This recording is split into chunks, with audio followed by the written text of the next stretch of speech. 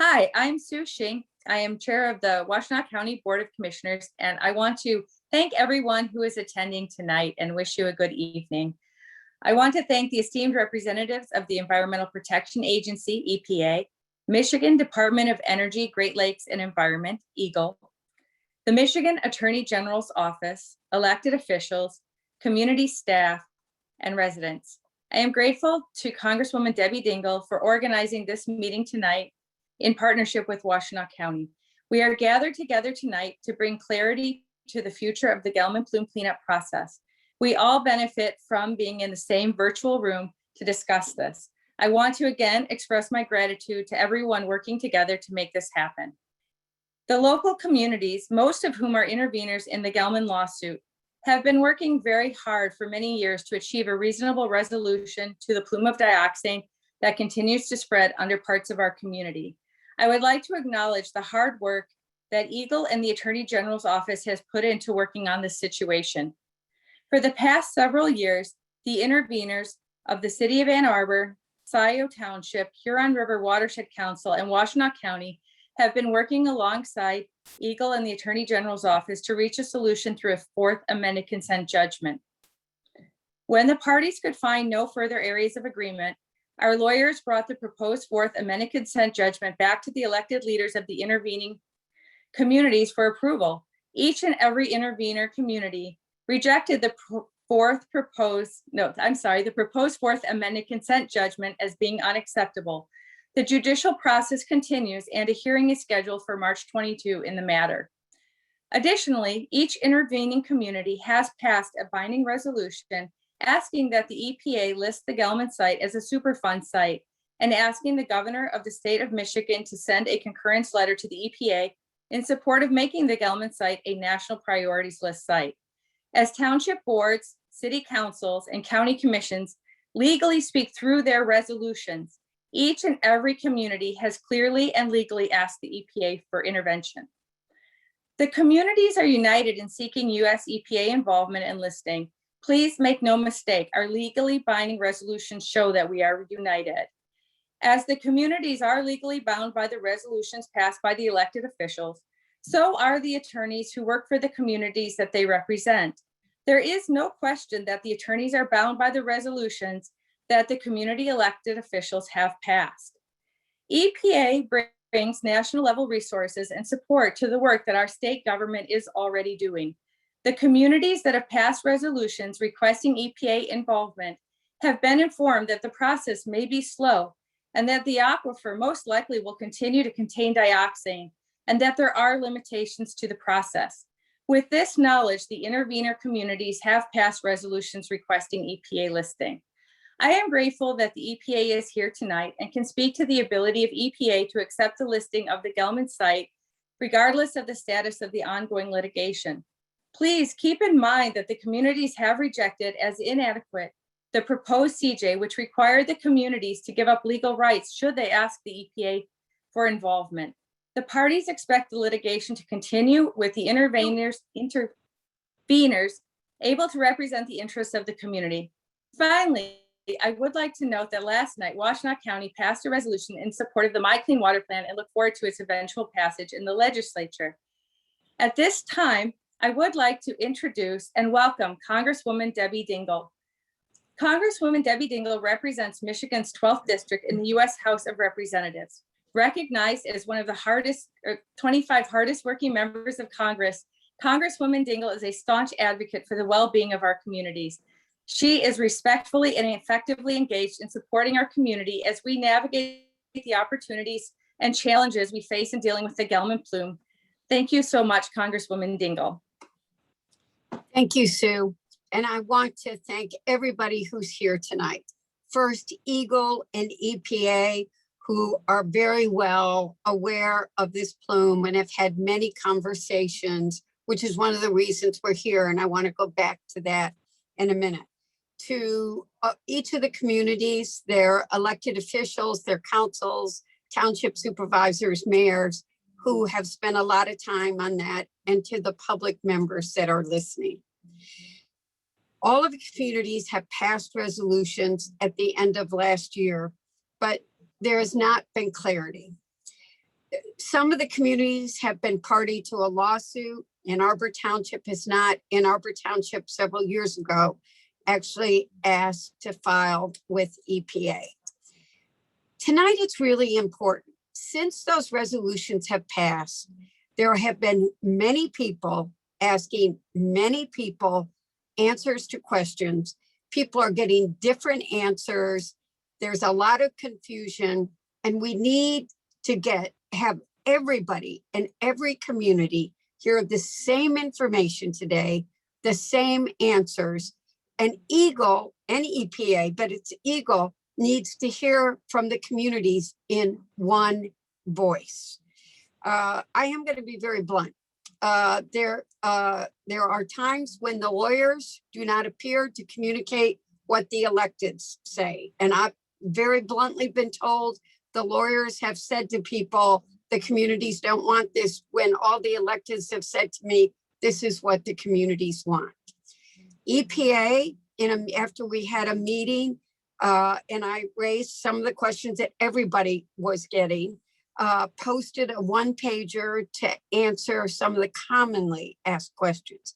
And I think one of the questions that needs to be answered tonight, because there is one community in particular that I think I want other people to answer these questions, but these are issues that need to be clarified, is how long will it take so that for Superfund for EPA to do the initial evaluation?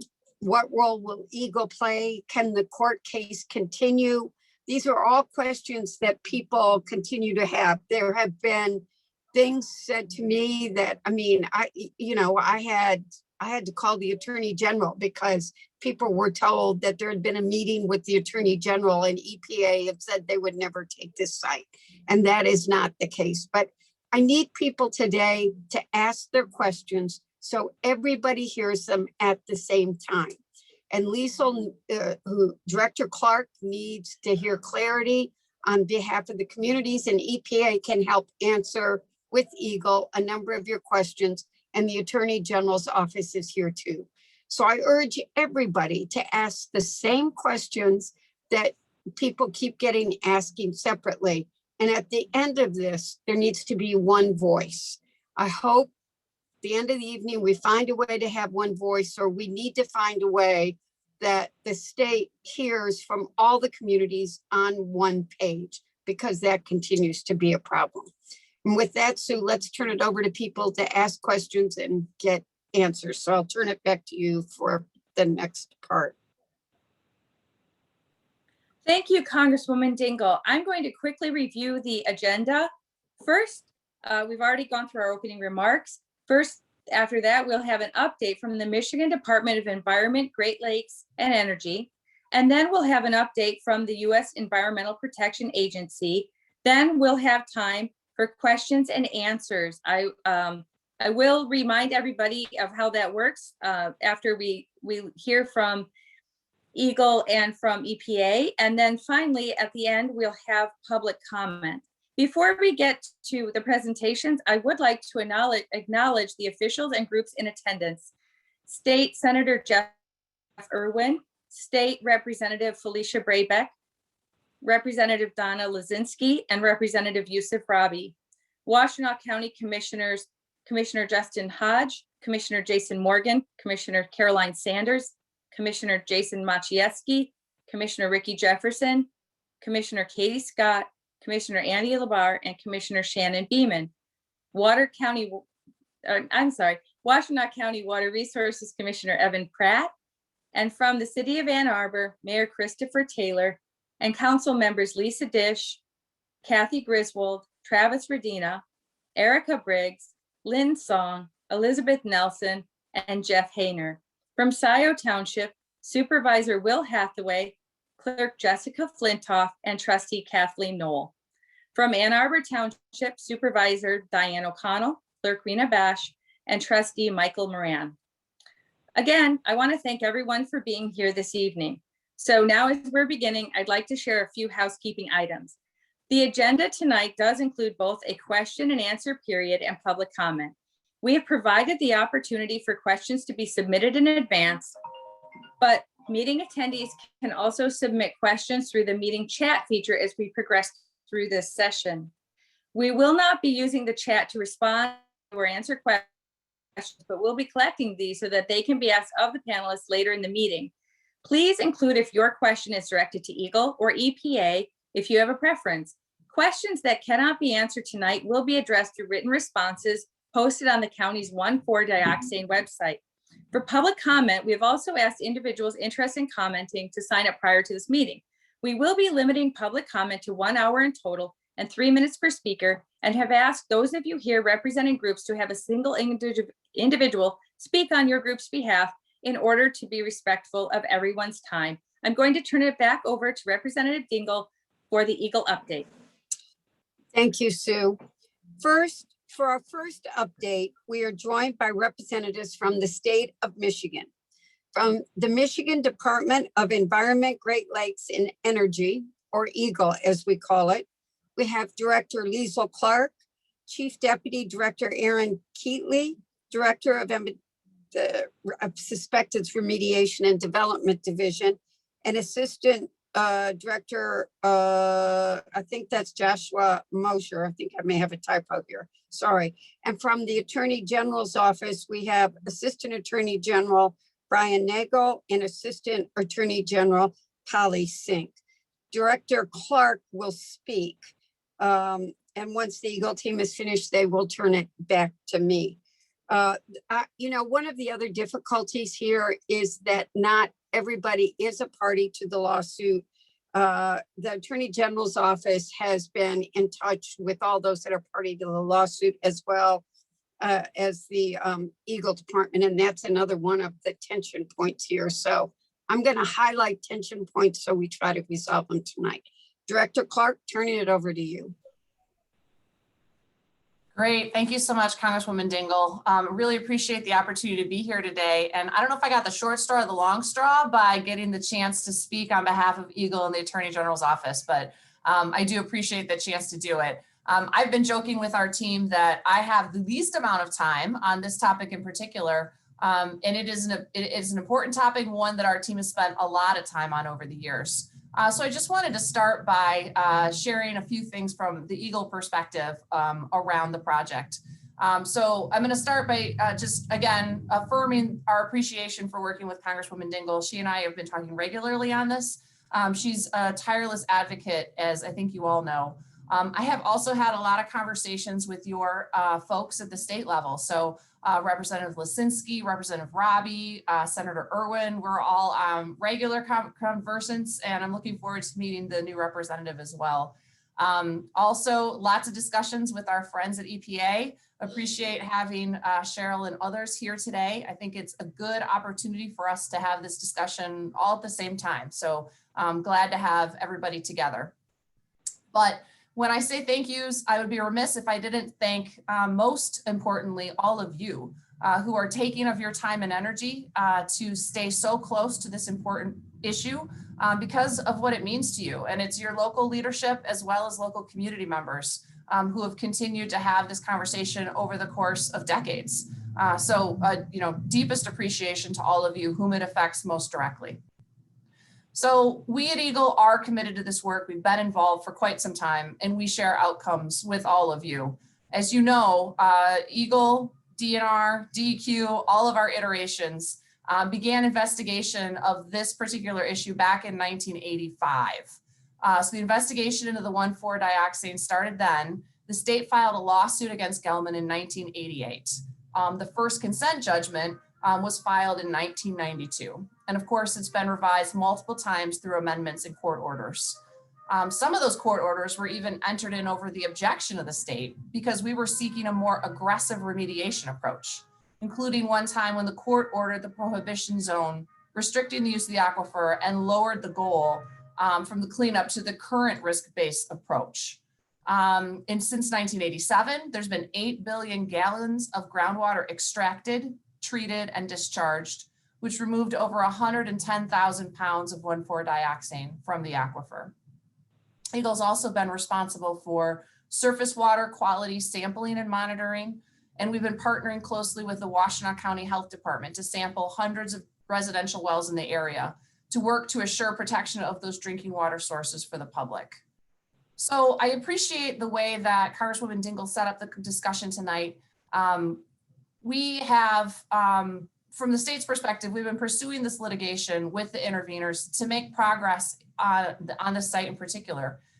In late 2020, as laid out earlier, it became clear that there was a desire to take a different direction. So we started to see the resolutions and letters, of course, in late 2020. And early in this year, I asked our legal team to reach out to the communities and the lawyers to get a fuller picture.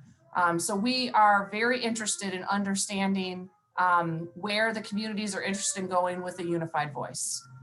We also do think that, updating the existing CJ is important. There is something better within reach, and we would like to see the progress of the CJ4 in order to move it forward. Also understand that there are other challenges that you all have identified in the course of that discussion. So I'm really here in listening mode from my perspective, but I have a really robust team, as Congresswoman Dingell identified, who are able to certainly answer questions and move the discussion along. So thank you for the opportunity. Looking forward to hearing more. I'll turn it back to you, Congresswoman Dingell. Thank you, Director Clark. I don't know when to ask this question. Do I ask it of EPA or do we ask it of the AG's office after I'm about to turn this over to EPA? But I think it is said on the one-page EPA, but one of the questions, especially one community's had in particular,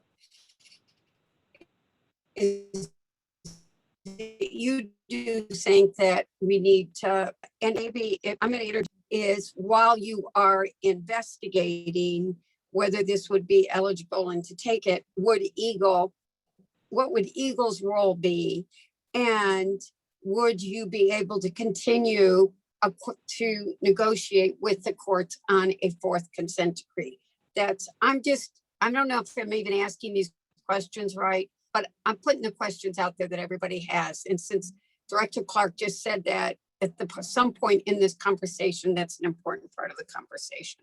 Now, having said that, I want to introduce EPA for an update. You can answer that or not answer that question, and we can go to the AG after this. But we are joined by representatives from the United States Environmental Protection Agency.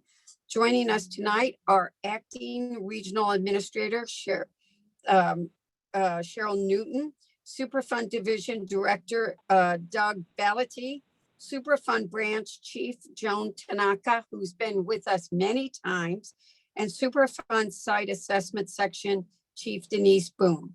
Administrator Newton will speak, and thank you for joining us, and thank you for everything EPA has been doing with us.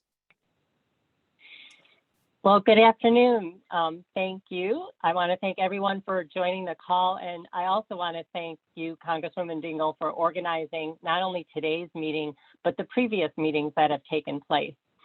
We know the Gelman plume is an important issue to all of you, and that makes it an important issue to us as well, regardless of which role we take. I'd like to take a minute to recap EPA's role in the site so far.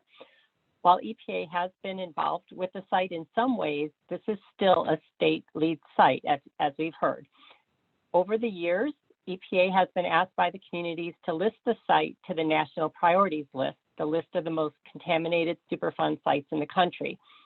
As part of the first step in the NPL listing process, EPA conducted a preliminary assessment that indicated the site could be eligible for the NPL, and we shared that preliminary assessment with the public.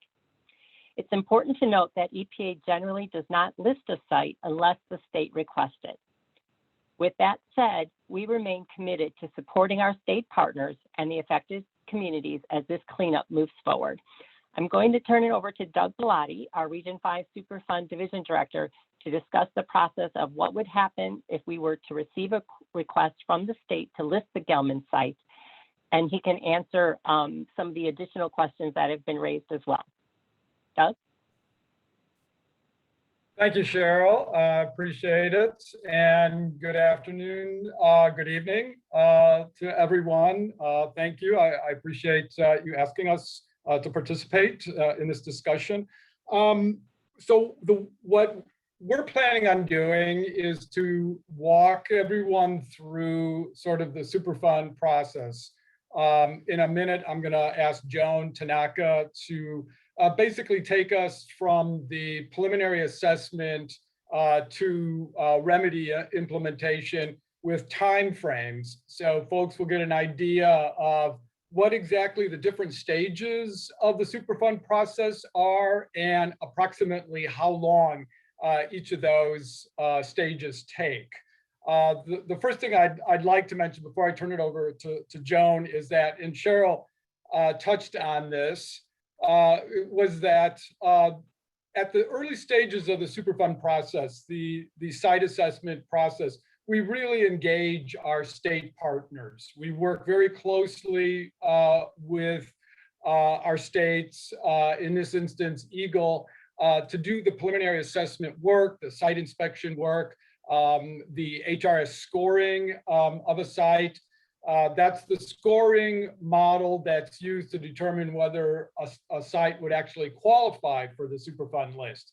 And when we say MPL, the National Priorities List, that essentially means it turns into an official, if you will, Superfund site. So we'll actually engage in creating a cooperative agreement with the state in advance of the construction season, where we would identify sites that would that the state was interested in pursuing for MPL listing. We enter into an agreement and we provide funding for the states to actually do the work. So with that, what I'd like to do is to bring Joan Tanaka in. And Joan actually has a visual that I think will be very helpful as she walks us through each stage of the Superfund process. So Joan, if you could, can you take us through Superfund? Yeah, happy to do so. Thank you, Doug, and thank you, Congresswoman Dingell and EGLE for letting us join with you today. I am going to try to quickly go through what it means to be a Superfund National Priorities List site. And I think people have already heard that we follow the state's lead. When the state wants us to look at something as a National Priorities List site, we will do that. And it is meant to address the most difficult environmental problems, and really those environmental problems that can't be solved by other existing programs, be they voluntary, regulatory. So they're generally very difficult environmental problems, and it's a very deliberate and thorough process that we do to solve these problems. So let me find my visual.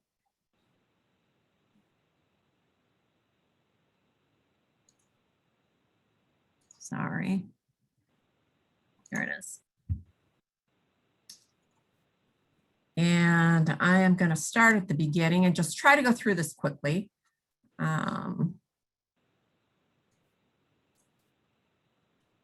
So it's like I said, these are difficult problems and this is a long process. So if we were to start from the beginning for the Gelman site, we would need about 1 or 2 years to see what is the nature of the problem out there. Does it qualify for the National Priorities List? Indications are that it does.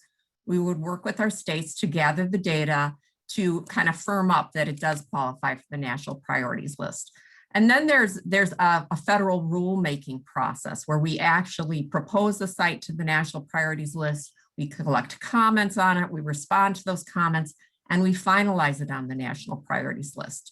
So that would be after the first 2 years of gathering information, it would be another year before, if we were successful, it would indeed go on to the National Priorities List. Then, because we do have what appears to be a liable and viable responsible party here, we would negotiate with those potentially responsible parties to conduct an investigation and an engineering study so that we understand the environmental problems and we can solve the environmental problems. And that negotiation takes about 1 year.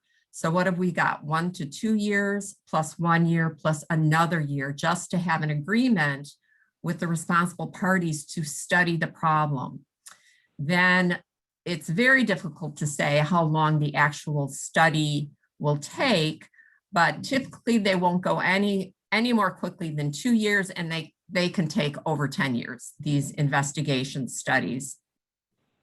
So we would do that. And at the end of the study, we would have a good idea about what's the right way to solve this problem. And then we would have an administrative process, record of decision that that documents what EPA has decided is the right way to clean up the site. And that is a very open public process. We have an official public comment period. We engage with the public, collect comments on what they think about our proposed remedy, and then actually issue a record of decision that documents what our remedy is. Not to say that we don't have lots of robust community involvement actually during the remedial investigation and feasibility study, but it's very important for folks to know that we do listen to the community when we're at that very important point where we are making the decision about what is the right cleanup. Then again, we go back to the responsible parties and we say, here, we've got a cleanup plan that we would like to effectuate. We would like you to do it. And we negotiate with responsible parties to actually do the work, do the cleanup work for us. We have a very good track record in those efforts, and that negotiation also takes approximately 1 year. And then again, very variable. What are you doing? You have to design your cleanup plan, and then you have to effectuate your cleanup plan with a remedial action. Designs usually take 1 to 3 years. Cleanup actions, who knows, they can take 1 to 10 plus years. And I will just say that at our more complex sites, we will do this study, decide, and negotiate and cleanup process iteratively to solve sort of the most pressing, in some ways, most easily solved problems first, and then iterate back again and run that full process again to get to a point where we are fully cleaning up the site to what we consider the Superfund program standards. Even after the remedial action is put in place, sometimes we're running a pump and treat system for many decades. This is a groundwater contamination site. So we will have completed construction, but we will not have achieved remedial action objectives, getting the clean to as clean as we want to get it. So that's additional time. And then at the end of that, we might have to put in some institutional controls. We might have to put in some monitoring, or we might not, depending on anything that we may or may not leave behind in the way of contamination after our cleanup process. And then we get to what we're all looking for is you now come off the national priorities list. So you can see that this is a very long, very deliberate process, but that is the way the Superfund program works. So I will take this off share and turn it back to you, Doug. Yeah, just a couple of things that I would mention about our process is that, by policy, we generally don't list sites where there are other programs available. Superfund is sort of the last resort. So if there are other programs at the federal or even at the state level, we would generally defer to those other programs. In this instance, because it is essentially a state enforcement lead site, as a general rule, we would not list a site like this. Doesn't mean we can't, but as a general rule, we would not. In addition to that, the state has indicated that they would prefer to manage the site on their own and not refer this to US EPA to be placed on the MPL. And that we respect that. And so we've not pursued MPL listing as a consequence, and the state has continued to do its actions out there. I think the one question that Representative Dingle asked was, I think this was the question or something along the lines, could we run our process, our listing process, if you will, if the state was involved in a court action with the responsible party. There's nothing that would preclude us from doing that those things operating concurrently or simultaneously. We can continue to pursue MPL listing, even though that the state may still be in court, or actually have an agreement with a party to address contamination. So there's nothing within our law or in our implementing rule that would prevent us from doing that. Congresswoman Dingell, I don't know if that answered your question or if there were other questions that you were interested in having us respond to. Well, let me, I'm just going to talk about a lot of things that I've heard and put out there because I think it's important that all the communities have had. I know Director Clark is said that if this is what the communities want, but she wants to ensure that everybody's on the same page. The lawyers are saying the same things as the elected, that they understand it takes time. Though the communities say this has been going on for decades, and had they asked for EPA come in earlier, where would we be? I think it would be good to have you talk about the difference between federal, what the federal goals would be for cleanup, what the state's goals would be for cleanup. And if the state were to follow the communities, asking them to have this listed, and Joan and you have both said earlier that initial work had indicated this would likely qualify. If the state asked, you would, I mean, you can't say it till the evaluation occurs, but the key is if the state asks, what would be your likely action? If the state asks us to pursue MPL listing, Correct. yes, we would essentially begin the process of MPL listing. And so, yeah, if the state was interested, for sure, we would start working through our site assessment program and basically begin, and Joan identified the preliminary assessment site inspection phase. Yes, we would begin that process. And EGLE would still have responsibility for cleanup at the site during that period.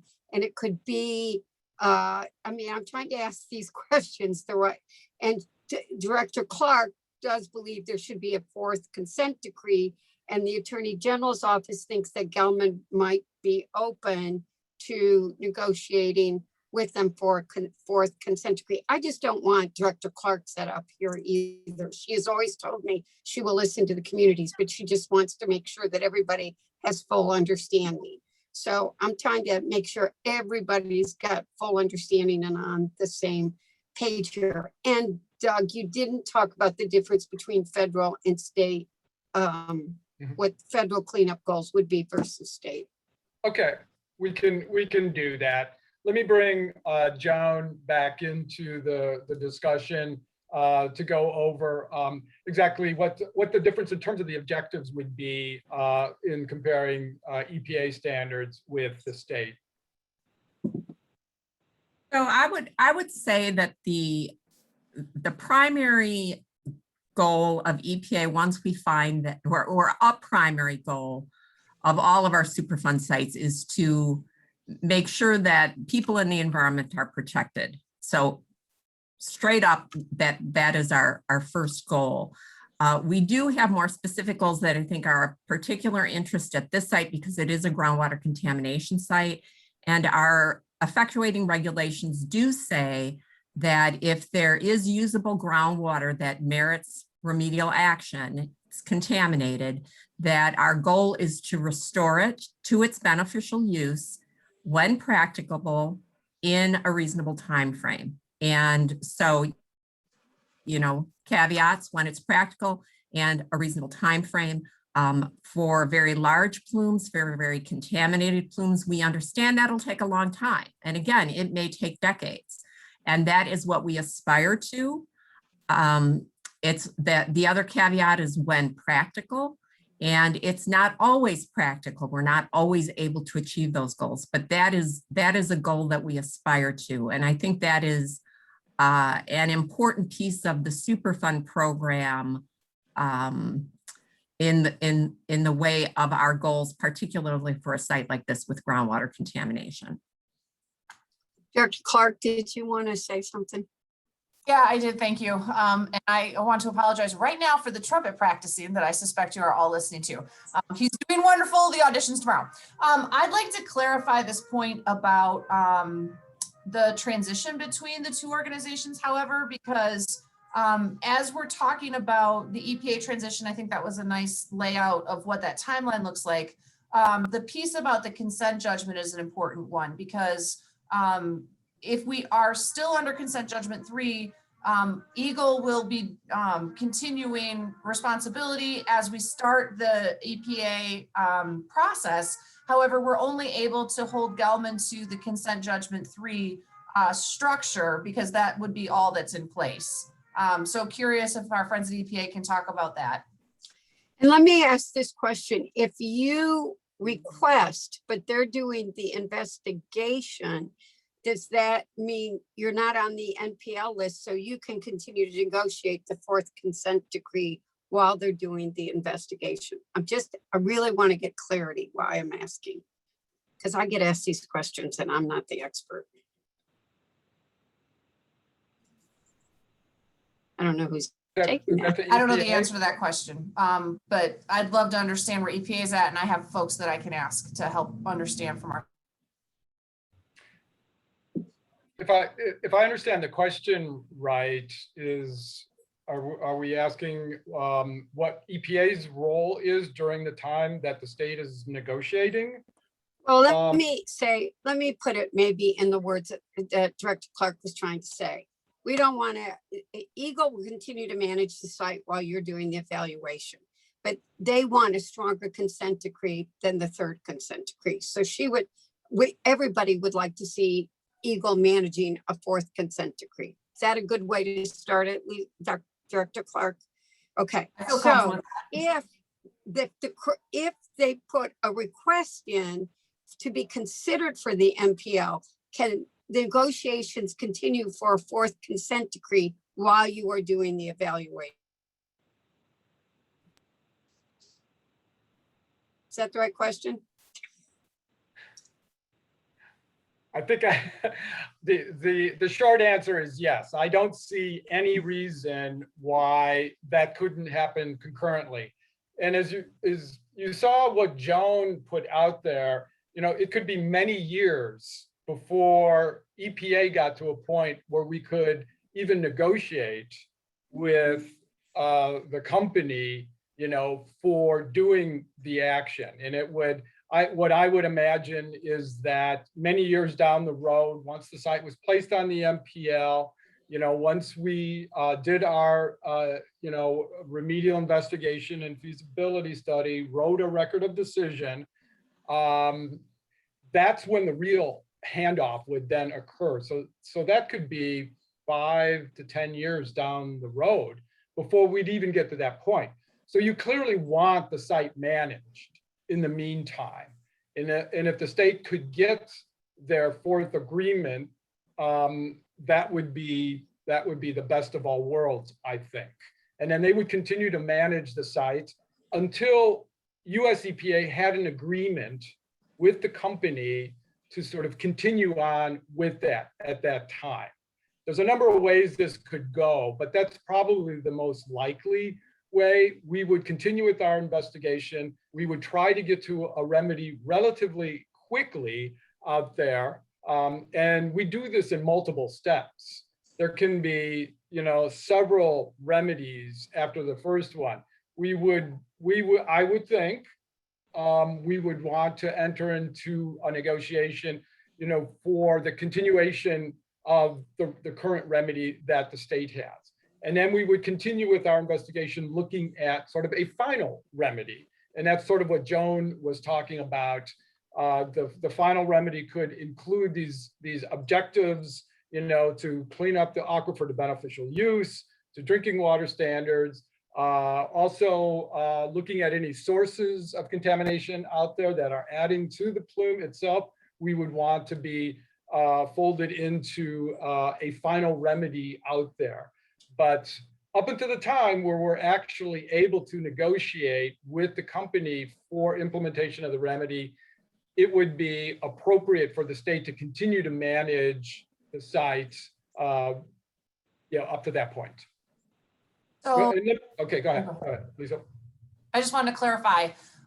So you can take lead with a state order, with a state court order in place? It would be for, yes, we could do that. It's not the cleanest way to do it. What we would be doing is looking at an investigation. The state would be continuing to do its plume management under the agreement that you would have with Gelman. And so they're really, in many ways, different things. At the time where we would get to the point where we would want to take over the managing of the remedy itself, and that's what I'm talking about many years into the future, once we go through all these steps that Joan laid out, then that's when we would do sort of that transition from a state lead on the remedy to a federal enforcement lead on the remedy. But we have to get to a remedy decision before we can get to that point on the federal side. And let me ask one more question for both of you. As we go through this, the EPA and the state would be partners. I mean, you're not each other's enemies. You would be working together going forward. Oh, absolutely. Yeah. Absolutely. I'm just trying to, I'm being a pain because I get asked these questions every day and It's good to be crystal clear. I got your back. that's why I want everybody to understand them. So just to kind of continue on the legal side, because I know we've been having some of these conversations back and forth between our organizations. We're also, it's a complex case. So we're also thinking through handoff to the feds if there's still things pending in state court. Is that something that you all have seen on other sites or have a response to? There's probably not a lot of sites that are similar to this site, so It's unique. It definitely is unique. But the one thing that'll be helpful to us, quite honestly, is that there's so much data, there is so much information out there that will definitely help reduce the amount of time it will take for us, to do our investigation, at least for the first part, which is to get to a point where we could actually enter into agreement with the parties to continue to, manage the plume out there. So it's helpful from that standpoint. But if there's other activities that the state and federal court is involved with, I don't see how what EPA would be doing would have any kind of impact on that. So my assumption is that, and I have to qualify, I'm not a lawyer, but my assumption is that you could continue to do what you are planning on doing in state court while we would basically run the Superfund process concurrently. I think maybe we should go to the electeds asking their questions now, so we have enough time for that if you all are okay. So Sue, I don't know if that's you or Jason. I guess it's Jason. Jason? Well, Oh, thank Sue? you, thank you, Congresswoman Dingle. I just have a little thing to say before we move to Jason. I would like to note that Scioto Township trustees Jackie Corto, Alec Jerome, and Jane Vogel are also in the meeting. And now that we've come to the question and portion of tonight's meeting, I want to thank those of you who have submitted the questions in advance, and to those who have submitted questions during the updates provided by EPA and EGLE. We have asked Jason Morgan, Washtenaw County Commissioner and past Chair of the Board of Commissioners, to assist with the selection and reading of the questions. Thank you, Commissioner Morgan. Thank you, Chair Schenk. And it is either a privilege or a something else to be tasked with asking the questions here. We've received many questions, and so my goal here is to kind of pare them down to the most common questions being asked, with the exception of the questions from the elected officials.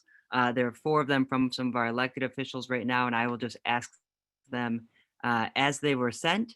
rather than applying any lens to them.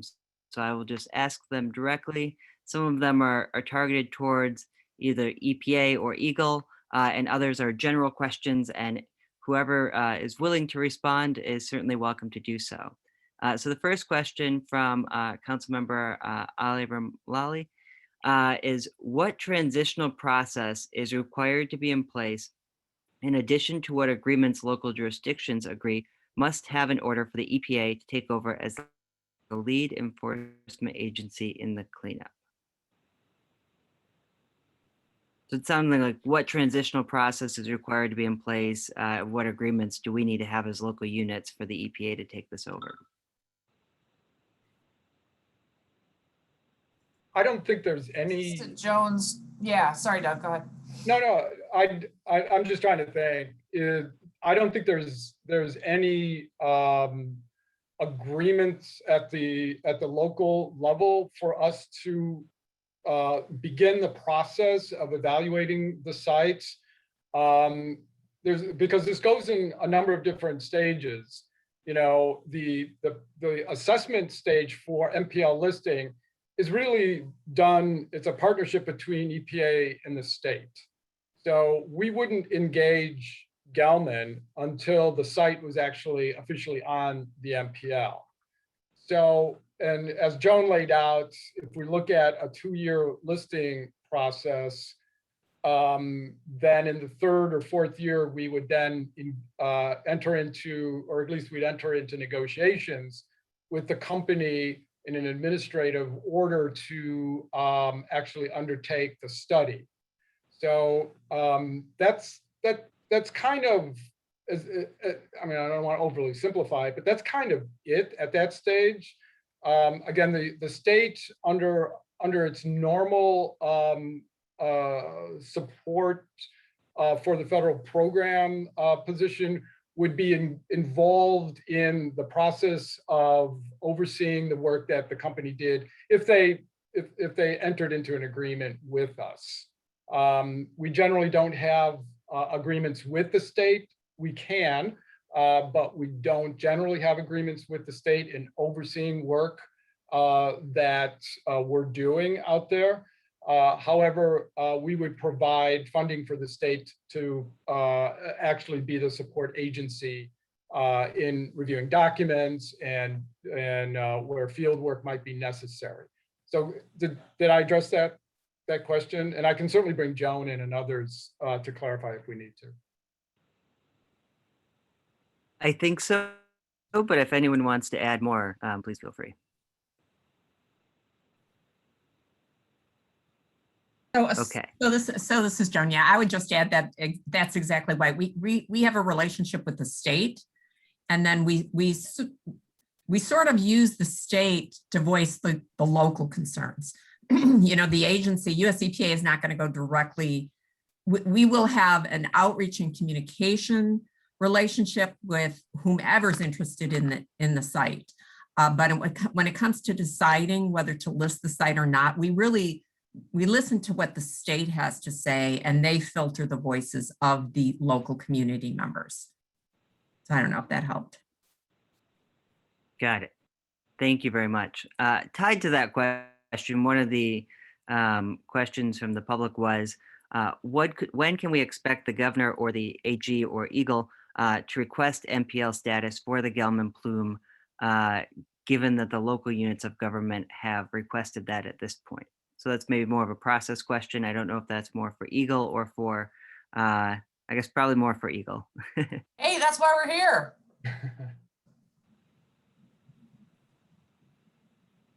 Looking forward to learning more. That's the point of this conversation, right? Is to have this discussion together so that we were all hearing together and all understanding together the path forward. Thank you. I think that I just want to make sure I better understand the answer there to make sure it's addressed. Is the answer sort of to be determined, or is there something more that needs to be done in relation to the EPA or to the local communities to make that determination?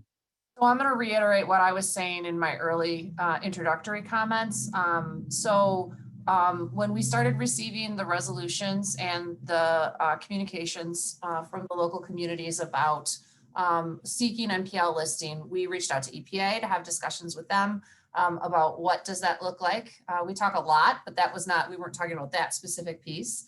And then I also reached out to our team at the Attorney General's office and asked them to reach out to the legal team for the communities so that we could get everybody corralled and make sure that we were hearing the same thing. And so these conversations have been happening since I think we first started receiving resolutions when you all passed them at the end of 2020 and then early 2021. So that's what brings us here together today, is to have this discussion and to all talk together about what does that process look like. I suspect you are learning about how the agencies work together and about how this might handle the site going forward.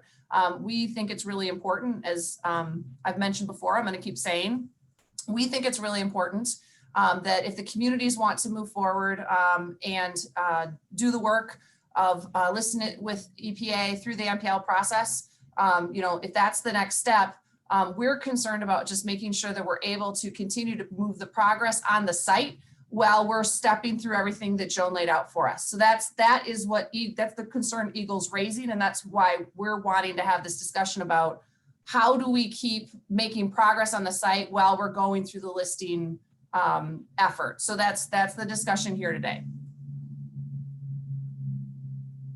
Great, thank you for that. The next question from Commissioner Katie Scott was, we've heard that EPA will not need as long of a timeline as usual to determine if we would be a Superfund site because of the research that has been done ahead of time by CARD. Is there truth to this? Let me bring Joan into this discussion. There has already been a preliminary assessment done, which indicates that the site will likely score for the MPL. However, we still have to go through the site inspection and the HR scoring process to actually make a formal proposal to the MPL. But Joan, is there other pieces of information to that? I would say that's about right, Doug. I think if a lot of information has been generated about the nature and extent of the contamination at the site, once we get into the investigation and decision-making process, that may be able to provide some efficiencies for us. But to get from where we are now to actual listing, I don't think, because it's a very almost kind of quirky specific process that gets you from now to the listing. It's difficult for me to say that it's likely that the work that's been done to date is going to accelerate that piece of it. Got it. Thank you. There are a few elected officials who've asked multiple questions. I will ask one from each first and then try and loop back around. A question from Councilmember Hayner is, have you received any communications from Ann Arbor elected officials asking you not to consider Gelman for NPL list consideration? I guess maybe to add to this question, maybe the question is, have you heard from any officials that has caused you to have confusion as to our position? I don't know if that helps or hurts to make that. Is that for EPA or EGLE? I guess for any, I don't know if this is an appropriate question to ask necessarily, but I'm trying to make sure I'm asking the questions that are submitted by our elected officials here, given the format that we have. I'm not sure I have That seen question. Oh, I'm sorry. Go ahead, Elizabeth. I don't know how to answer that question. We can certainly, I obviously, I get some formal communications, and then there's a lot of discussions that our team has with community members all the time. There's a ton of engagement. So it's tough for me to say, that we've certainly received stuff and that we haven't received stuff, if that makes sense. Obviously, we've got the formal resolutions and formal letters, and those are in front of us. So I think that would be, that'd be my answer to the question. I'm going to answer that question in a different way. One of the reasons we are here, and look, nobody loves this format, by the way. COVID and public meeting rules are making this very difficult. There are a lot of state legislators that want to be speaking right now. And this was very hard to set up. So I apologize to everybody. I love it when we're in person. That makes it easier.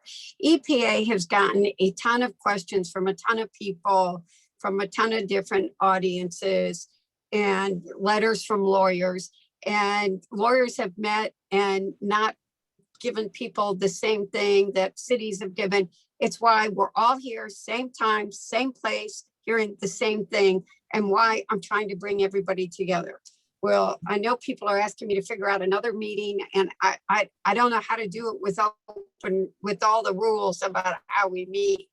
But I think that these leaders in both EGLE and at EPA are trying to hear the communities talk in one voice. And I will be very clear, you haven't. So lawyers and electeds need to be on the same page. It's why I keep saying it. And you can't, when leaders hear different things. So that's why today matters. And I don't think we should single out anybody today. I think we need to have a goal going forward, one voice, one recommendation. Well, not one voice, there are too many of you and you're all independent. But if we can find a common place and everybody hears it, that would be a good thing. Keep going. Thank you. The next question from Commissioner Caroline Sanders is, could you please give an example of when EPA's cleanup assessment isn't practical? And could you explain it simply with an example that folks can understand? I will turn this over to John. John? Sure, it's rare, but it does happen. The term I hear a lot when we can't clean up groundwater the way we would like to per our goals is you have fractured bedrock, and contamination is just so stuck in there that you can't pull it out. I think that's an example that we have effectuated the waiver that says we're not going to restore. That's the best example, most common example I can think of. Great, thank you. Next question from Senator Irwin here. What does federal caseload say about how practicable, let's see. What does federal caseload say about how practicable will be interpreted on a groundwater site like this? Do other dioxane or MTBE sites offer any clues as to how that standard plays out in federal court? I think that's again for you, Joan. Yeah, unfortunately, I don't have a great answer for that one because dioxane is relatively new, just in general for environmental protection, where we're just learning how it behaves. We're learning how difficult it is to clean up. So I literally don't have an answer for that. I don't know. Got it. Thank you.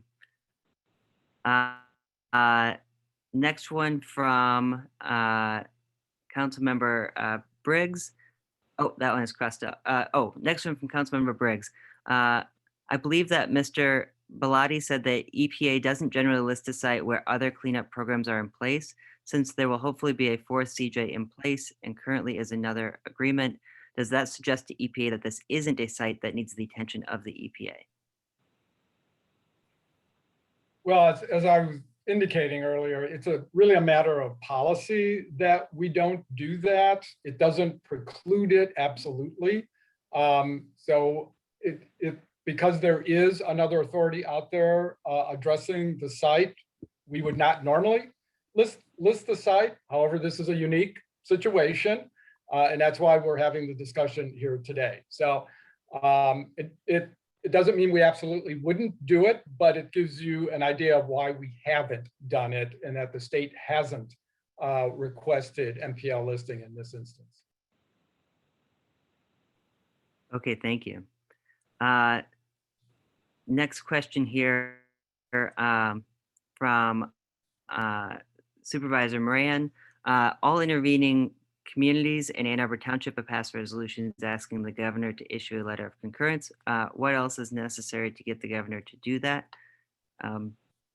Director Clark, you may have already answered this, but I want to be sure to ask the questions posed by the electeds here. No problem. I understand that and appreciate the question. So I'm going to continue to articulate that In our outreach to folks, we were getting different messages, which is part of the reason that in our conversation with Congresswoman Dingell, she suggested setting this meeting up to combine the state perspective from EGLE and the AG's office with the federal perspective from our friends at EPA and the governance of the Superfund site, so that we could all talk together about what NPL listing means and make sure that we, with all of you, are hearing it together. I am going to say that the piece that's still outstanding for me is, from an EGLE perspective, from a state of Michigan perspective, we would love to get to that CJ4 so that while we're going through the listing steps, we know that the site is being protected in a greater way under that consent judgment. So that's the piece that I'm interested in seeing if we can get both of those things in place. Is that clear? So how long do you think, I'm going to ask this because they're going to ask it. So how long do you think it will take to get clarification of how long it'll take for a fourth consent decree? Because I do think the communities, the electeds, most of them are want to see, and I think they're hearing EPA, but I will also tell you, I think everybody wants a fourth consent decree. So how long the decree will take? And can you go ahead and talk to EPA while you're working the fourth consent decree? Look, Brian turned his camera on. Brian, how soon can we get the fourth consent decree? I know. Brian, she needs you. 20 seconds. Well, in theory, next week. I'm kidding. It all really depends on what happens in the court on Monday. Also, what happens when the intervener parties see what EGLE and Gelman are looking to agree to, and what do they decide to do with that? Do they decide to seek more, object to it, or whatever? We don't quite know yet how that will work out. So does EGLE have certain things that they want to see in a fourth consent decree? First and foremost is the new cleanup criteria. There's 2 of them, at least. And also we need to get in the extraction wells that we proposed to install, nearly 4 years ago. And also a lot of additional investigatory wells to basically see where the plume is going, and to, also see where it's, make sure that it's not migrating somewhere where it shouldn't be going.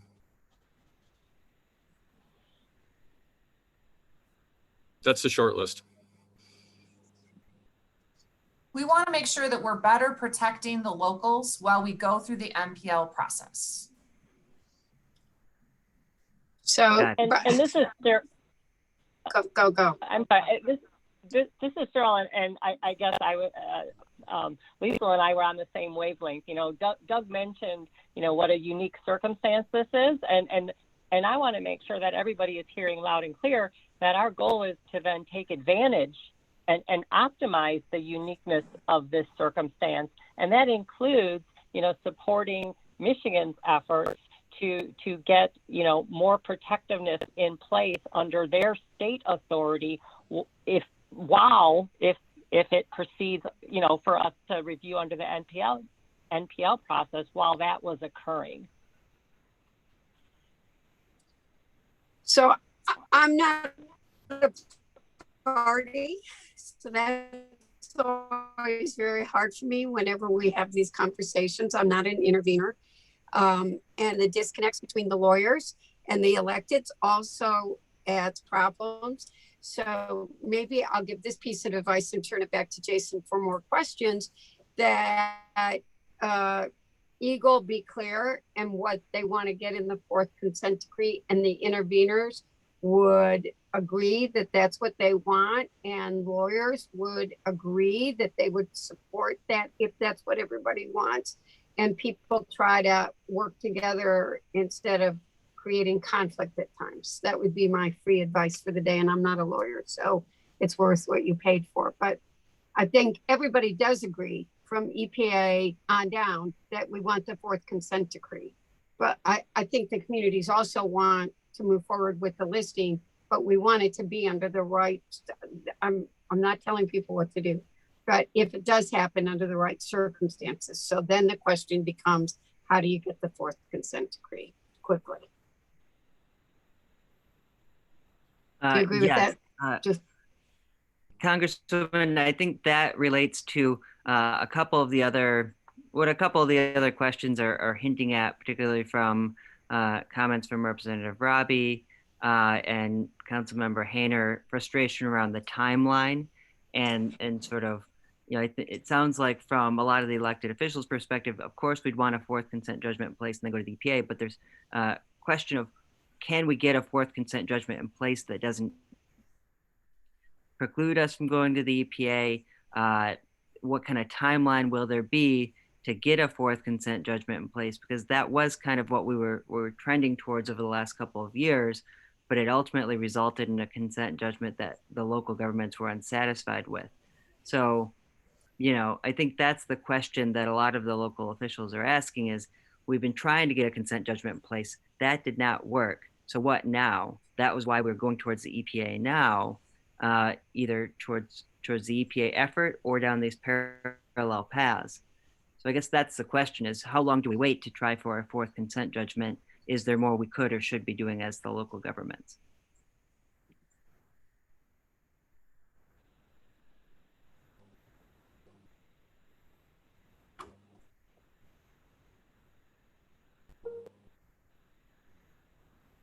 I'm not sure who necessarily to direct that question to, but I mean, that's the question on all of the local officials' minds is, we'd love a fourth consent judgment to be in place, but how long do we wait to keep trying for that before just moving forward with EPA? If you don't have a stronger consent judgment, then we're getting into the EPA process, and you saw that timeline, and there are not greater protections. Josh, you want to? Yeah, that's why I turned on my camera. So Josh Mosier with Remediation Redevelopment Division.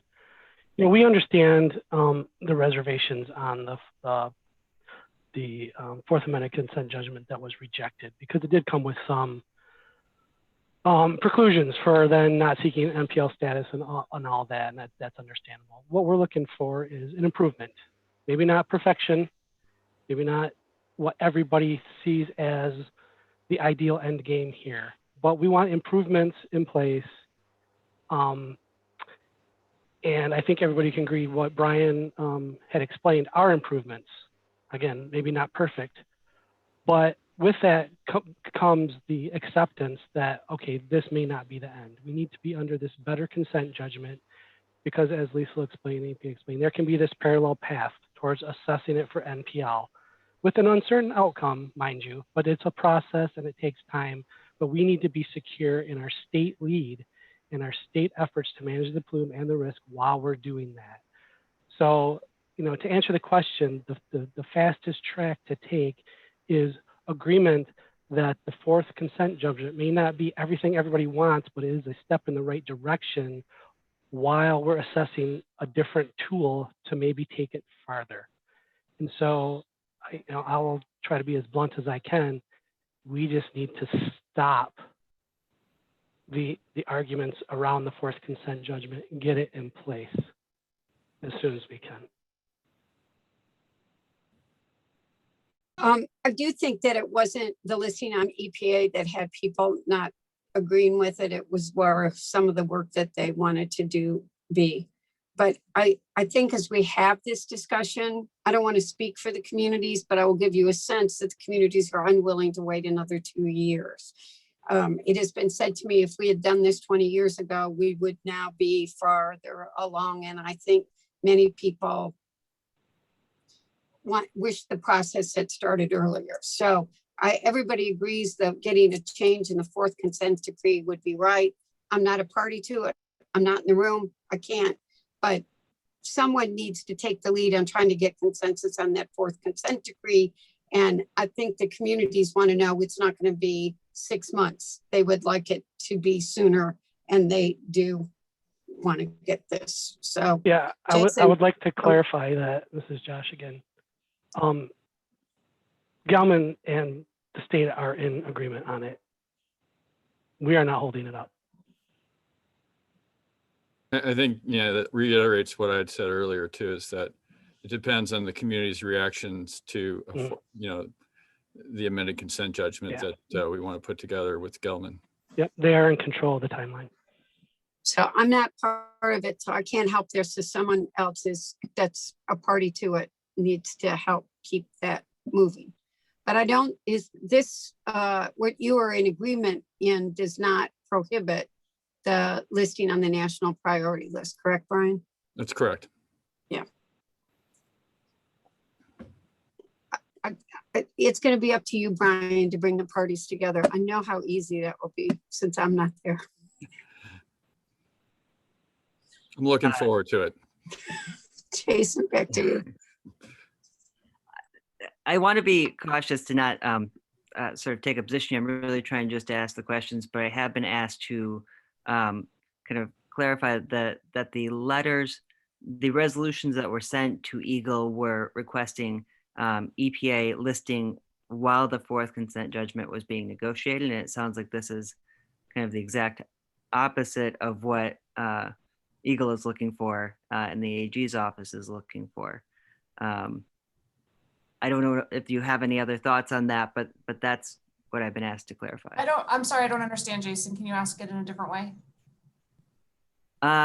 Yeah, the communities have passed these resolutions to say we'd like to pursue EPA Superfund designation while negotiating fourth consent judgment, rather than negotiating the fourth consent judgment and then seeking EPA Superfund. Does that make sense? Yes, and that was the point of the conversation here tonight, was to have a discussion all together and to hear from EPA and to do it together with all of you, with the communities, so that we could have a shared understanding moving forward. So while I'm saying that we want to, CJ4 in order to protect all of you to a greater extent, that we are also having a conversation together about what does that process look like. And I think we're getting clarity from EPA and from the Superfund folks about the fact that we can pursue things in parallel. So, you know, we want to stand next to you. We want to move this forward. We really want to make progress. And so if that's the path forward, that's great. So I'm glad we're having this discussion together. Is that clear enough? Can I? Great. Thank you very much. Okay. That was very clear and I appreciate it. Sorry if it seems like I'm asking No, questions you're fine. I'm just over and over. I'm just trying to make sure questions, Jason. No, you're great. You're great. You're doing a wonderful job. Thank you. Thank you.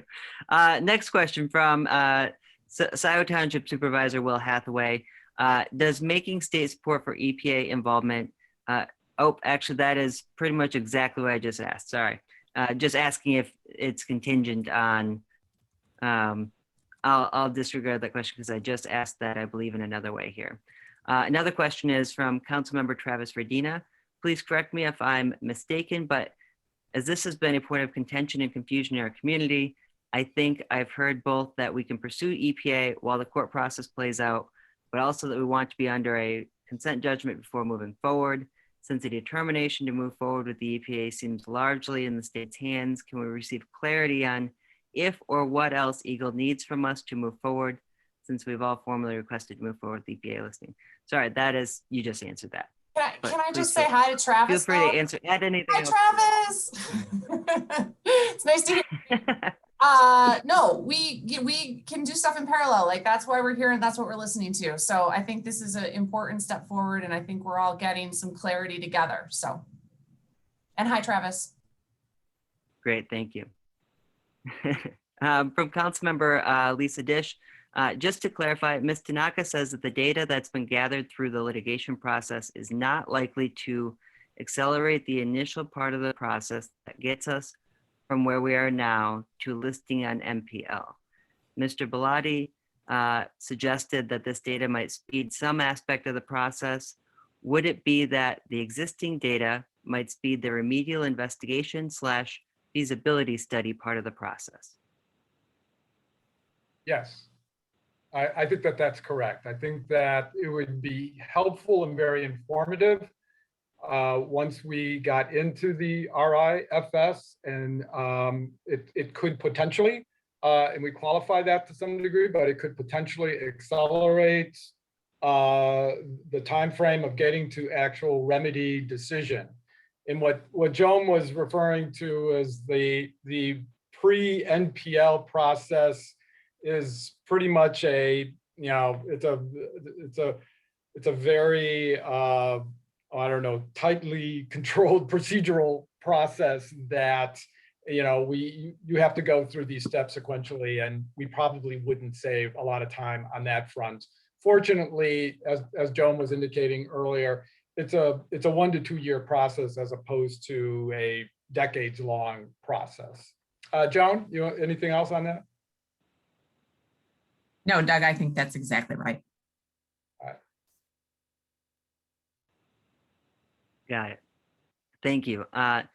Let's see. I think I've made it through everybody's first round of questions here. Councilmember Hayner had another question related to data, stating Gelman refuses to release well testing data and other data about the site, and EGLE has been unwilling to compel them to do so. Would an EPA administrative order be more likely to compel the polluter to turn over data?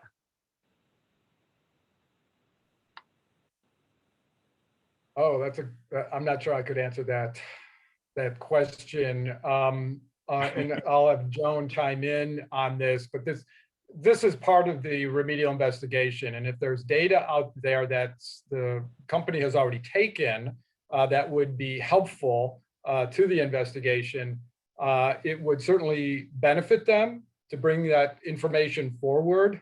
Otherwise, they may end up having to resample or redo that data collection at their own expense. Joan, anything in addition to that? So I think this is a little bit of a lawyer question. I agree with what you said, Doug. I would also say that under the Superfund law, we have pretty strong information gathering statutes, part of the statute. And essentially what it says is if you have information that'll help us understand the nature of the contamination as well as how to clean it up, you really need to give it to us. So I know that exists. Again, I'm not a lawyer, but I think that could come in handy if it would be of interest to us to get that information. That part of the statute would be very useful. Yeah, I'll jump in and clarify a bit. What the question is about is there was certain data that Gelman generated during the negotiations. It was provided to EGLE and all of the intervener parties, subject to a confidentiality order that we all entered into, you know, to basically cover our negotiations. So EGLE has the data. All the interveners have the data too. Honestly, none of us have moved to have the confidentiality order lifted. And that's what would be required to release that data. Thank you for the answer. And I'm just going to add as well that EPA also has, you know, privacy considerations that we have to consider when we are collecting data, and then as well as, first of all, we can collect it, but depending on some privacy considerations, it does hamper our ability to share it with the public. So it just kind of depends on the nature of the data against those privacy rules that we have. Thank you. There's a question from a couple of our elected officials. I know Councilmember Grand and Briggs, specifically about discharge into First Sister Lake. That was a central point of concern for many of the local officials in the fourth consent judgment. Could someone speak to, I guess more so EGLE, that concern and whether that's something that would be included in a fourth consent judgment based on, you know, your conversations? I think I'm going to ask Brian to speak to that. There's Brian. Jumping in. No, it would not be. That extraction well also would not be part of the amended consent judgment that we're looking for right now. A very succinct answer. Answer it well enough. You know, it's like the discharge to First Sister Lake is not on the books right now. Okay, thank you. That was a very large concern for many of our local officials. Another one here is, does the EPA have abilities or strengths, additional abilities or strengths with the new administration that they may not have had previously? This is from Commissioner Caroline Sanders.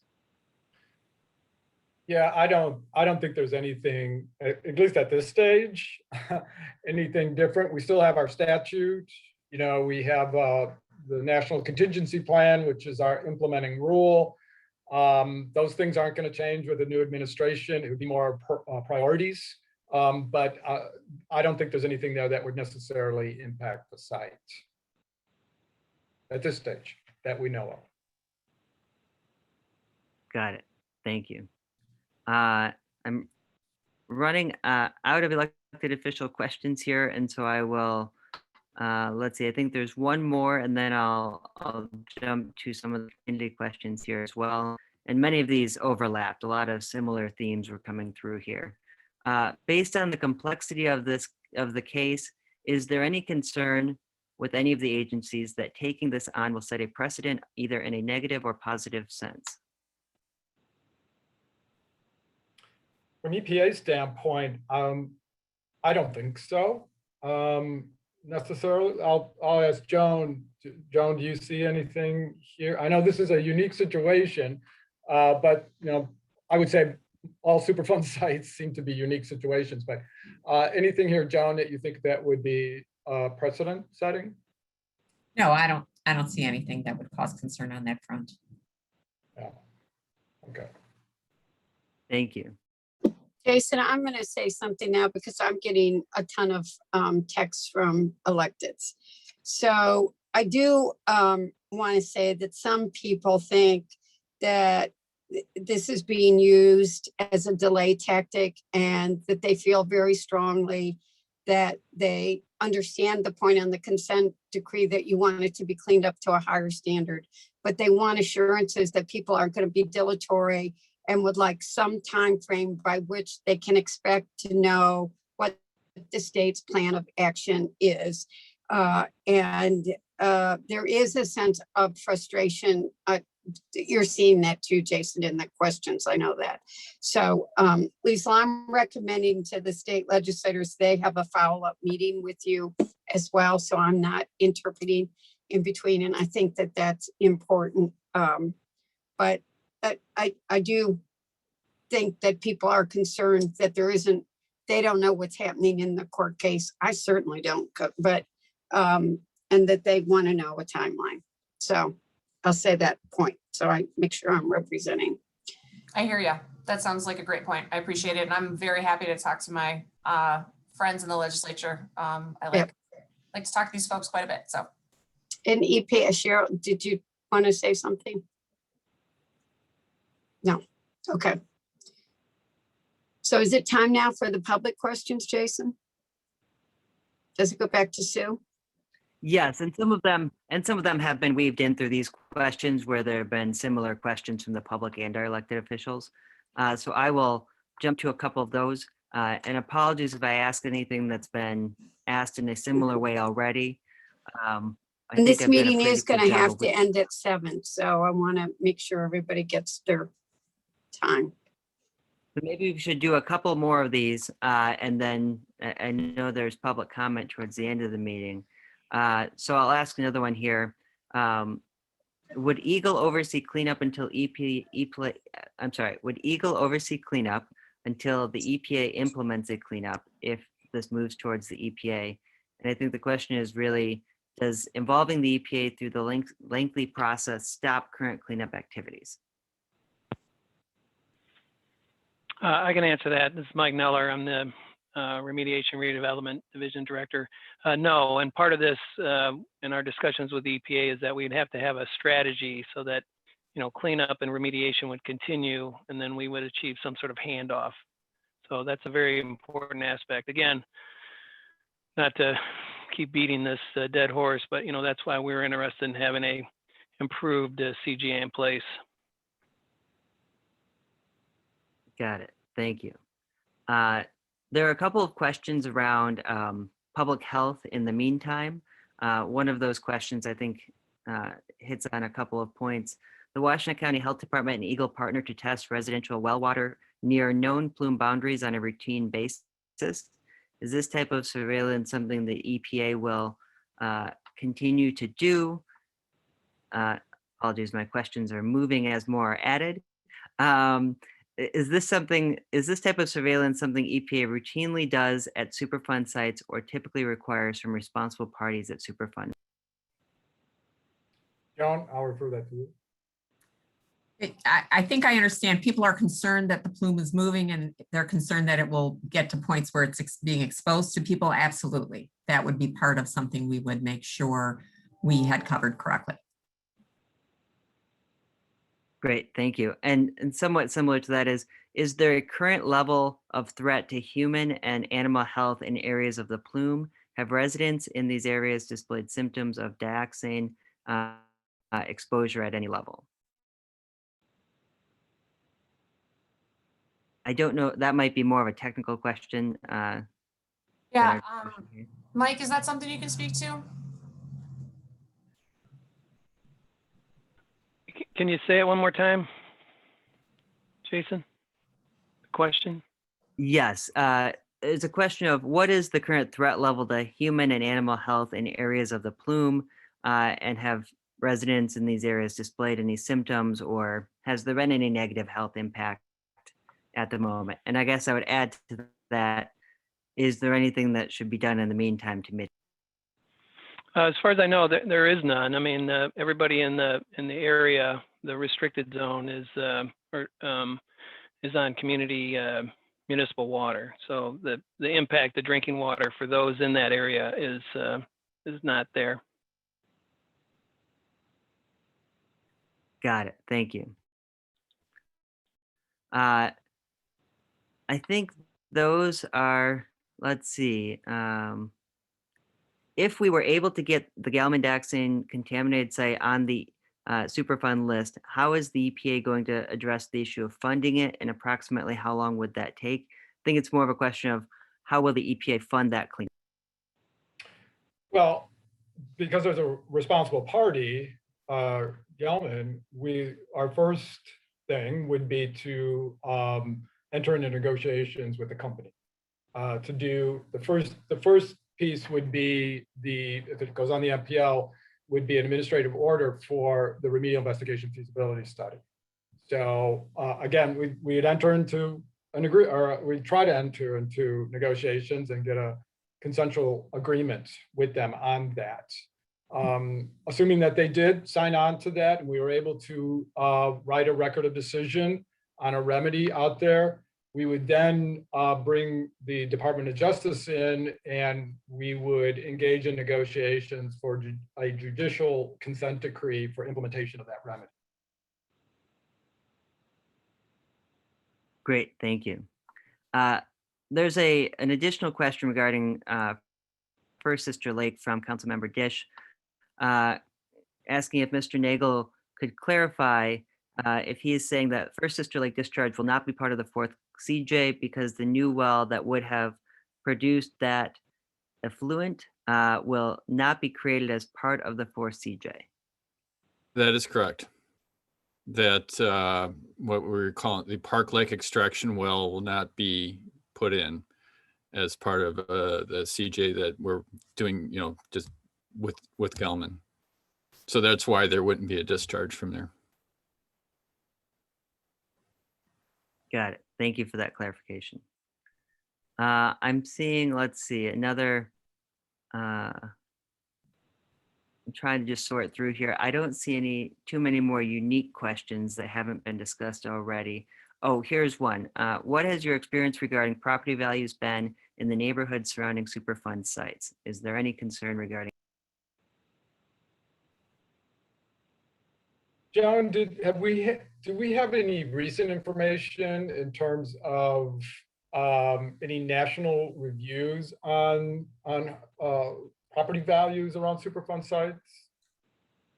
Yeah, I can't say for sure, but I believe what I recall is that there have been analyses done about the value of Superfund sites post Superfund cleanup. And there's been a linkage between an increase in property value and the post Superfund cleanup. And that's what I am aware of. I don't know. I don't have any other information. Got it. Thank you. Let me take one more pass here to see what other questions there are. It looks like I'm getting maybe not necessarily questions, but concerns from some local officials regarding the timeline and moving forward, and the essentially what Congresswoman Dingell had mentioned earlier regarding some of the local officials feeling like we need to move forward with EPA, given that we've been trying the EGLE process for quite some time. I don't know that there are really questions associated with those, but more statements that I'm relaying there.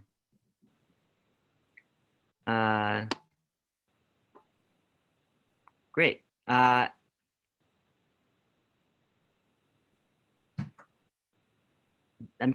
don't know, I guess one last question here that I'm seeing would be, with the EPA, what will Gelman be required to do in regard to monitoring schools on the perimeter or other areas around the plume for resident safety?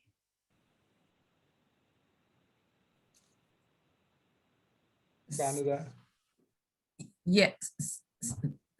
So I don't know if you need the question repeated. It's very difficult for me to answer that question because I'm not familiar with the site layout and where potentially schools in the area may be at risk for having exposures from the site contamination. I just don't have enough site-specific information. We make it our goal to assure that any contamination coming from the site is not hurting people. So if there is a concern that some contamination from the site is hurting people in the schools, we would endeavor to go after that, define it and solve it. But I just don't know enough to specifically answer the question. Got it. Thank you. Jason, I think we should move to public comment. Thank you. So we've now come to public comment. As was mentioned, we have asked people to sign up prior to the meeting to speak. Public comment is going to be limited to a half an hour because the meeting has to end at 7. So please take no more than 3 minutes per speaker. If you can make it shorter, please do so. We will be calling on speakers in the order in which they signed up. If time allows, we can take additional speakers. I'm going to announce the name of the speaker. As I do, technical staff will be enabling speakers to be heard by those in attendance at the meeting. An audio tone will be played when you have 15 seconds remaining in your allotted time, and your microphone will be turned off when your 3 minutes have passed. Microphones should be turned on automatically, but if they are not, this is done on a computer by pressing Alt+A or by pressing *6 if you are joining by phone. Speakers are asked to introduce themselves at the start of their comments. Please include your name, place of residence, and the name of your group if you are speaking on behalf of an organization. First, Kathy Griswold of the Ann Arbor City Council.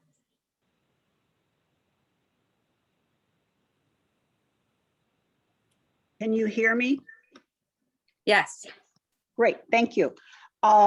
Kathy Griswold, Ann Arbor City Council. I would like to thank Congresswoman Debbie Dingell, all of our elected officials, and all of our staff members, and a very special thank you to all of the community members who have worked on this cleanup literally for decades. For me, it's really simple. We have stronger polluter pay laws at the federal level, and for that reason, we need to bring in the EPA. At the same time, I look forward to EGLE and the EPA working together. I am extremely disappointed that we are being told as elected officials, after we followed the direction of our constituents and submitted first passed resolutions and then submitted letters to the governor, that we need to have a CJ in place to ensure that we are really working on a cleanup. And I can tell you, no one is more concerned and working harder than the elected officials who submitted those resolutions and letters. And I am confident that EGLE and EPA can continue to work on this cleanup in tandem, and that we will work to get a CJ in place as quickly as possible.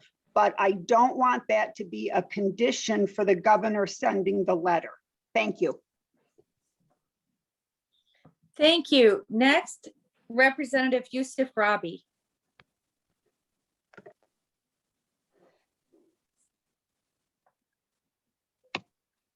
All right, can you hear me now?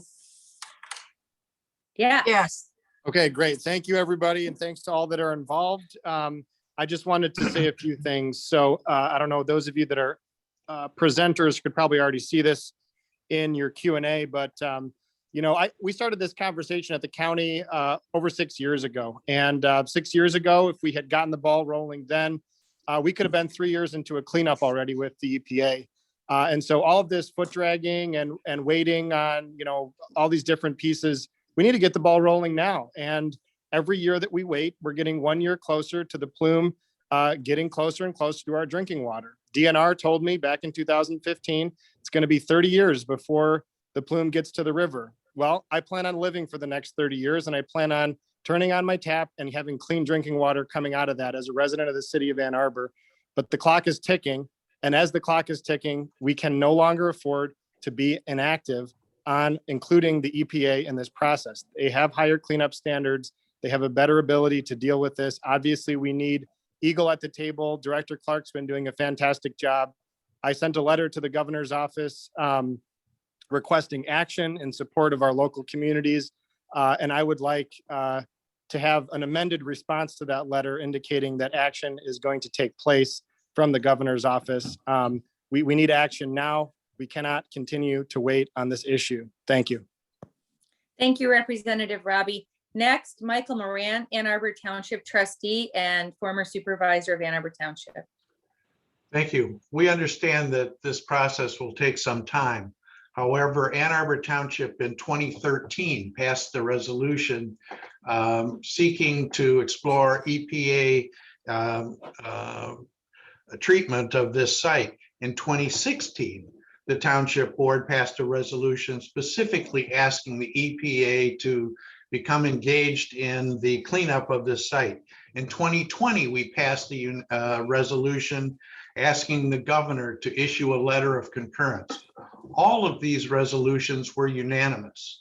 Over this period of time, the composition of the board has changed several times, yet there is still unanimous request that the governor issue a letter of concurrence so we can get this process moving forward while we continue to improve the negotiated situation at this time.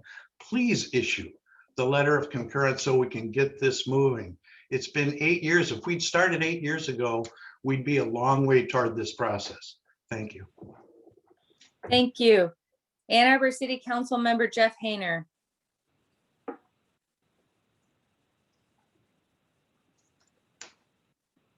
I'm just going to be brief. I think I've expressed some of my frustration in the comment section, and I'm sorry that those weren't really questions so much as comments, but I think that I feel very strongly that all of the communities are on the same page here. We rejected the fourth consent judgment for a variety of reasons, some of which are public and some of which are private, but they were all very good reasons. And you know, you take that for what it's worth, but I personally have had I feel very strongly that the state standards are not high enough for us. The AG's office is not leaning in like they could, and we've missed many opportunities where the polluter has violated the existing things in the third consent judgment, as an example. All this is a drag out game for that polluter. I know their attorneys. I've been following this for decades, like many of us have, and they're dragging it out. They're dragging it out. We can't let it happen anymore. Of course, we want to have something better in place. If the fourth consent judgment was better, we would have approved it, but it isn't. It isn't better, and we reject it. And I reject the notion that the state's going to continue to be protective. Protective is not enough anymore. And I want to know what's going to happen when we start having to pay to clean dioxin out of at a water treatment plant, like we're doing for PFAS, to the tune of $1 million a year. Almost our community is paying to clean PFAS with no recourse, no help from the state, no help from polluter pay laws. We need a federal action on this matter. We beseech a higher authority in this matter before it's too late. Thank you for listening. Thank you. Next, Roger Rail from CARD. So Alt A unmuted me. Yes, you're unmuted. All right. Well, I put a lot of comments and questions in, and I'm a little concerned because I don't see these other questions that were asked. So I'm wondering if there's more than one place my comments and questions are going, and that some of you may not be seeing them. How many have seen my comments and questions? If you raise your hand on the screen, please. Mr. Rail, we had to moderate the questions, and what questions were not asked orally on this at this meeting, we will pursue written answers to those questions as soon as we can. Because that was one of my comments, is I want to see all the questions and comments that were presented, even if they weren't asked. I think that's good public information. And I'll add my voice to the voices here, because I've been working on this site as a citizen volunteer unpaid for 27 plus years. I probably know more about this site than anybody on the screen. And it's time for the concurrence letter to get in and get on with the process, because what's been going on is getting really old and unacceptable. So the concurrence letter should go in forthwith. That's my comment. Thank you. Thank you. Next, Beth Collins of CARD. Hi, good evening, everyone. I'm a resident of Ann Arbor, and I'm also the secretary of CARD. Thanks to all of you for listening to the public during these many meetings. The public has been speaking at these many joint meetings the past 4 years, at all the town halls and the listening sessions we have spoken at for about 40 years. Thank you especially to EGLE and the EPA for working together, to Congresswoman Dingell and all of our elected officials. I'd also like to thank my fellow CARD members, all the environmental activists and whistleblowers who are still standing up for what is right and what is wrong. We will speak up, and we have many smart voices to be heard. Again, thank you for listening and for standing up to the multi-billion-dollar polluter. This is 2021, and we have come a long way in how we as a community, we as a state, and we as activists look at pollution and the continued migration and pollution of our aquifers at the hands of a large and profitable corporation who did this to us. We should never settle for a poor consent judgment, nor continue to just watch the plume move onward. I really look forward to working with the EPA, and I look forward to continued work with EGLE. We do have a close relationship with our EGLE people here, and thanks, Director Clark, for being there tonight. We need federal protection, though, environmental federal protection for our aquifer, protection to the homeowners on wells who are now drinking 2 parts per billion, protection for the residents, protection for the wetlands, creeks, and the Huron River. It's almost getting to the Huron River near downtown Ann Arbor. I know that's downriver from our water source, but that shouldn't matter. This dioxane should not be allowed to travel like it does. Joan Tanaka said tonight that the site can't be, they take on sites that can't be solved by other methods. Unfortunately, this is one of those sites. I have a neighbor who lives at 523 Lakeview Avenue on Second Sister Lake who could not attend tonight and speak. He asked me to relay the concerns that the residents like him who are still on wells have. He is in support of the EPA to help stop the movement of the plume, which has never been done yet. He has spoken at other meetings to oppose the 4th CJ during all of those public hearings. Please remember that we have many residents who are concerned about the dioxane affecting their wells and their children who play in the lakes here. If anyone is against the EPA, I question their motives. I really question their concern for this community who is in need of more help, federal help, EPA help. This is a Superfund sized problem, and contamination. We need to officially make it a Superfund site. I am so pleased to hear that we will all work together in a harmonious manner. We need a transparent manner. Thank you, all of you, for asking Governor Whitmer to send the concurrence letter to EPA. Thank you for protecting us and our environment. Thank you. Scioto Township Trustee Kathleen Knoll.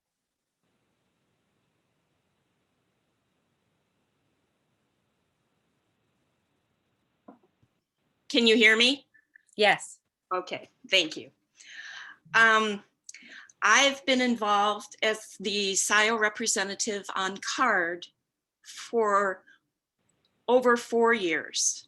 During this time, I've gained a lot of familiarity with the issues, the people involved with the Gelman dioxane contamination problems, and multiple elected officials.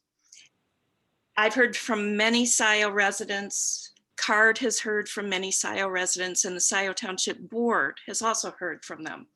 SIO residents strongly support EPA involvement.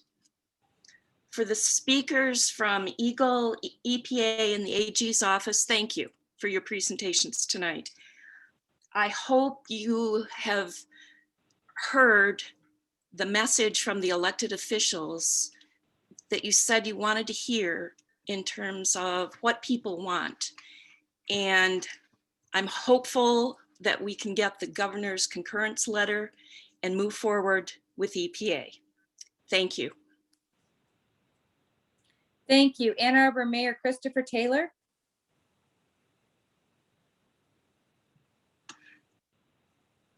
Am I unmuted? Yes, you are. Thank you very much. Yes, I'd like to, first off, thank Mrs. Dingle for convening this, and for folks from EGLE and EPA for coming to speak with us about an issue that's of incredible importance.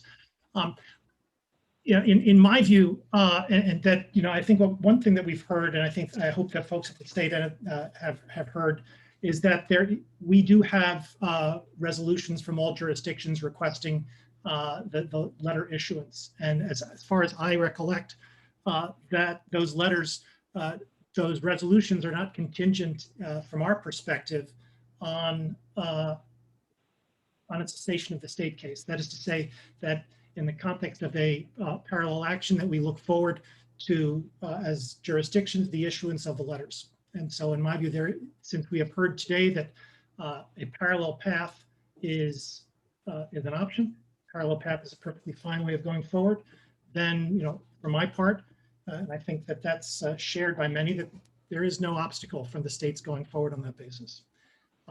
With respect to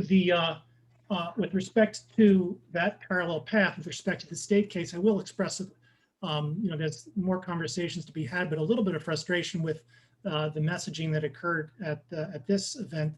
The interveners were not participants in the negotiation of this, of the new proposed consent judgment. The interveners haven't, to my understanding, seen the new proposed consent judgment. And so to suggest that, we're dragging our feet and that we are obstacles to moving forward because we haven't signed on to a consent judgment that we haven't seen, my information is correct, it isn't as helpful as it could be. I think we're all interested in moving forward together.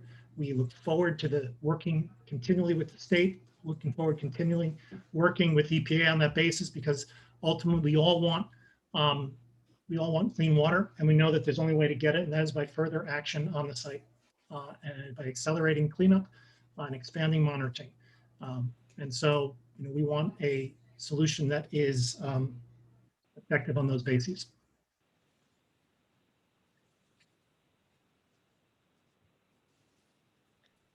Thank you, Mayor Taylor. It is now time to wrap up. I want to thank again Congresswoman Dingle, the EPA, EGLE, and Attorney General representatives for coming here tonight and for taking the time to speak with and listen to our community. I greatly appreciate your time, your care, and your work on this issue. As discussed earlier, the communities have spoken in a united way through our resolutions asking for your assistance in achieving US EPA listing of the Gelman site. Speaking as one elected official, I think it is very important that Eagle not force us to sign onto a CJ that penalizes us for asking for EPA involvement, which the current proposed fourth amended CJ does. Our resolutions state that the communities are asking for EPA intervention now without waiting for further consent judgment negotiations, although it's my understanding that all of the communities intend to remain involved in the court proceeding. Again, I want to thank you, Congresswoman Dingell, for your tireless efforts to support our community. I hand it over to you for final remarks. Thank you. I'm going to turn this over to Director Clark to do the closing comments, but I want to say several things. First, I want to thank both the EPA and Eagle for Cheryl, your whole team has been incredible, and everybody from EPA for your patience. Joan, I don't know how many times you've met with all of us, and it's a different group every time. All of you, thank you, thank you, thank you. To the Eagle team, thank you for listening and hearing people's concerns tonight.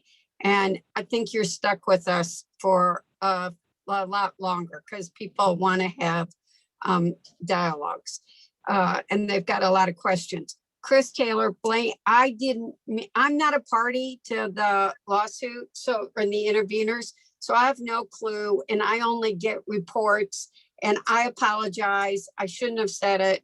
But I do know that at times there is tension between groups. So that was the only reason I said it. And I don't know who's talked to who and who knows what. When you're not an intervener at all, you have no idea what's happening. So you're just repeating hearsay. So I apologize. That's my fault. It's on me.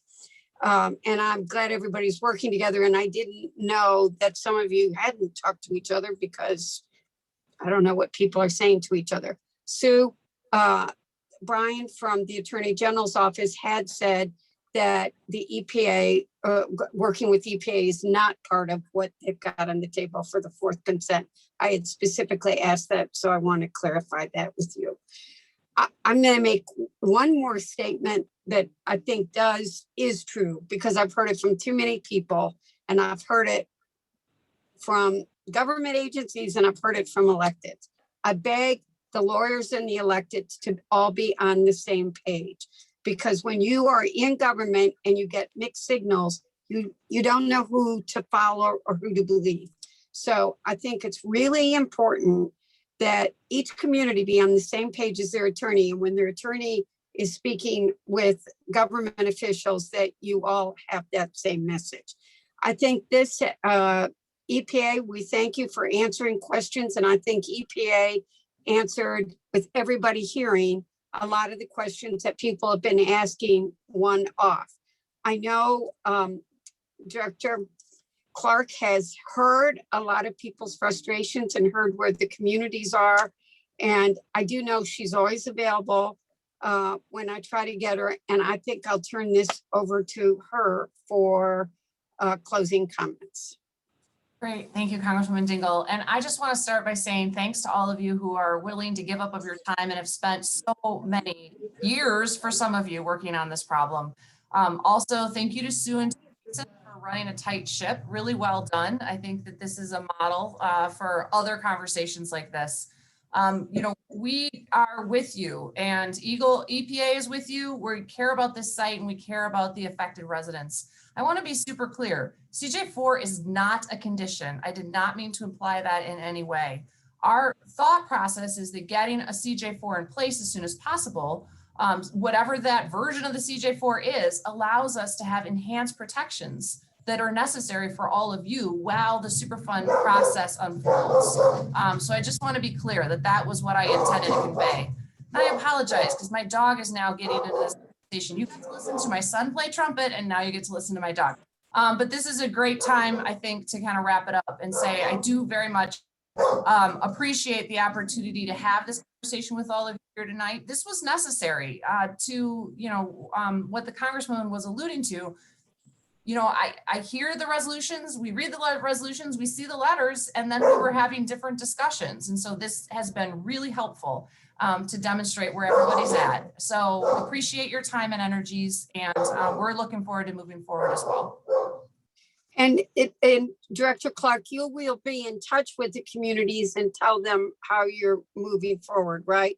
And Brian from the AG, you all have a court case. I have no idea what's going to happen, a meeting with the judge, and you'll let those of us who aren't interveners know what's happening, and we'll all stay in very close touch with each other, correct, Director Clark? And while this is not my favorite format for a meeting, as a matter of fact, I hate it. And to boot, I've been in a phone booth off the House floor the whole time.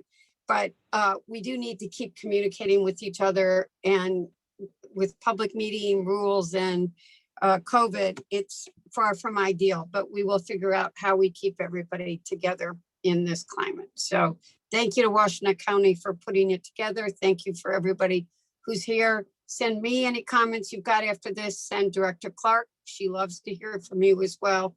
And EPA, you know you'll hear from me. Thank you, everybody. Be safe. Good night.